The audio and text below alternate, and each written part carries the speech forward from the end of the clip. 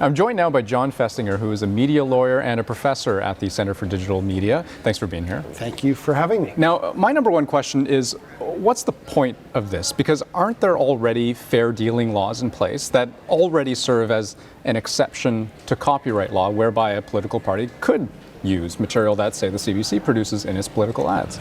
Not only are there fair dealing laws, but those fair dealing laws were liberalized by the Supreme Court of Canada a couple of years ago.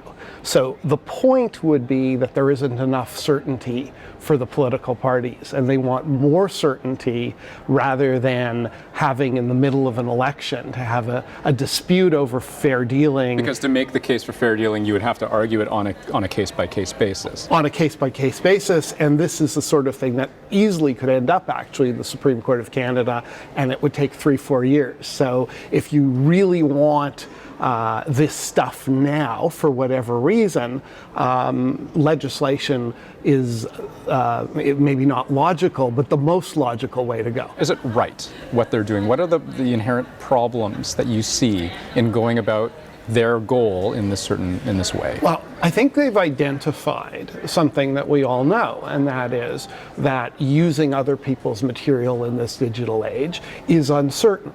So if fair dealing is not broad enough, then maybe it should be broadened for everybody, not just for a political party or 2 or 3. And so it's a double standard problem.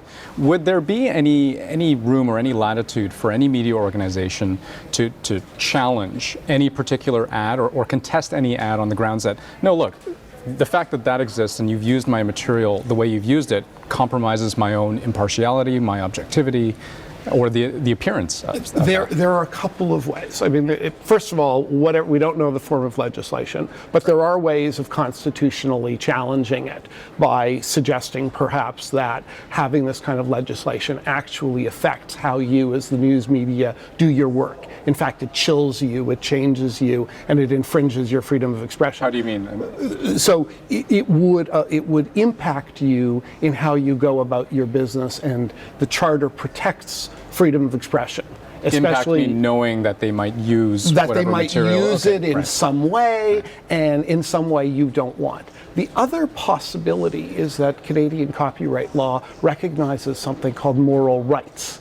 And moral rights is a core creative right that allows the creator to stop someone from using their work in a way that the creator doesn't want them to. It's not widely known, it's not widely used, but it is entirely possible that there's ways that the media could use moral rights to prevent the political parties from using this material. What we don't know is how the proposed legislation, if it ever makes it there, is going to deal with the question of moral rights. Yeah, could it conceivably supersede that? Absolutely, because Parliament can, within limits, do what it wants, and it could say, you know what, moral rights don't apply. And now we get into very, very strange territory. Fascinating subject. John, thanks so much for being here. Thanks for having me.